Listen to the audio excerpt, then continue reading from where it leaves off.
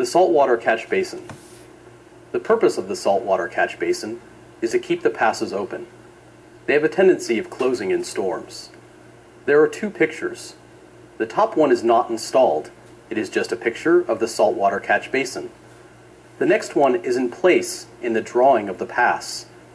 The sand comes off the beach and migrates south to the pass, where it is deposited on the north side of the pass, where it accumulates at the mouth of the inlet.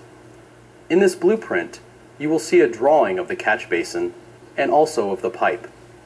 Please take notice also there are two pipes coming from the pump that is on shore. One pipe goes directly to the water that's in the pass. It is then drawn back through the pump down the other pipe to the catch basin.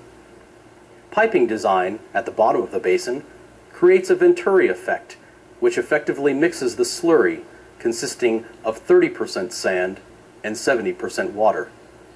It creates a slurry which pumps the sand onto the beach to re-nourish it. Another way would enable you to direct the slurry into a containment unit, which could then be trucked to a spoil site. When there is enough sand, you can then refurbish the beach. Saltwater catch basin has two purposes.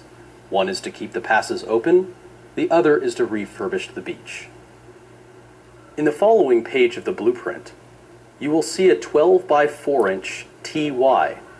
If you look at the drawing, you will see that the TY has a plate inside with a wedge on top. This is the way you create slurry. The top part is 30% sand that falls down from the basin onto the plate, and you have 70% water on the bottom. When the pump starts pumping water, it is separated down at the TY to create an affect which effectively makes the slurry consisting of 30% sand, 70% water, which liquefy the sand so that it can be moved. You will see different drawings on this most important pipe. This pipe is the heart of the system. Without it, the system does not work. On the next page, you will see a drawing of the catch basin. Please take notice that there is a lip going all the way around the catch basin at the top. The purpose of this is when you put it in place, it will stay without being undermined by the current. The saltwater catch basin has solenoid valves placed inside to determine the height of the sand in the catch basin. When it reaches the desired height, the solenoid valves turns on the pump and it starts creating a slurry down at the bottom, and when the catch basin is empty, it will shut down. You can take note that there is a grate that goes on the top of the basin to protect the sea life. It has 2-inch holes that allow sand to fall through. This is the way to keep sea life out of the basin, so that they are protected. This makes it 100% green. It does not kill sea life. Summary.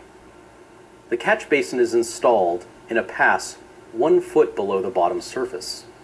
The bottom is not level, so that is why the basin has to be below the surface, so that it does not get undermined from the current. The basin goes on the north side of the inlet. The sand comes off the beaches and travels south, falls into the catch basin so it does not have a chance to build up and block the inlet. When the catch basin is full, the solenoid valve turns on the pump. Sand goes down to the bottom of the special TY pipe, where it creates a slurry and also causes a Venturi effect, which creates a vacuum that draws the sand down from the basin. It can be pumped to a location of your choice, such as a barge, beach, or a containment unit. The saltwater catch basin holds 450 yards of sand when it is full. This is a 20 by 15 foot basin. There is also a basin that measures 30 by 15 feet that holds 1,000 cubic yards of sand.